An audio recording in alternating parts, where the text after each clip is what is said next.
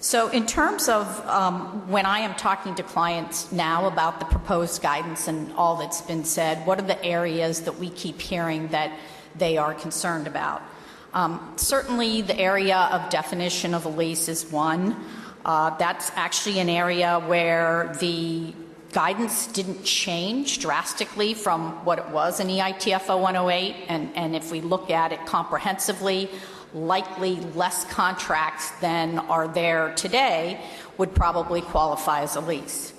However, there is a transition package that one can choose to not reevaluate under the new guidance, whether you have a lease, as well as reevaluating lease classification and what your initial direct costs will be under the new guidance, because that has changed as well, that I think companies would like to probably avail themselves of, but that does assume that you had assessed your service, your supply, your power purchase arrangements, all those types of arrangements under current GAAP to determine whether they've been a lease. And my experience has been that, practically speaking, many companies could qualitatively assess that they have arrangements that they know involve the use of property, plant, and equipment, but given their term, they're very comfortable that they weren't on balance sheet capital leases and often didn't do an exhaustive analysis to assess whether those are leases. Now that really matters. That's your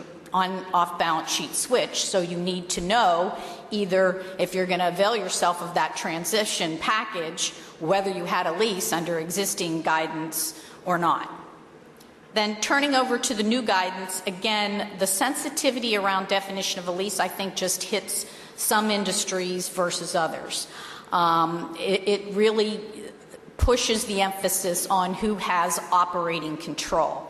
And in some situations, it's difficult to assess what are the important items around operating control, not repair and maintenance, but really what does that asset do?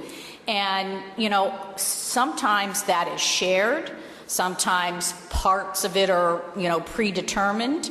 So there are some areas in the guidance, and it might relate to bigger service contracts or even supply contracts, where I'm seeing companies struggle, even with additional guidance out there on examples, which I think is helpful, on whether some of their large contracts are in or out. So I'm sure there will be further discussion probably around that issue in particular.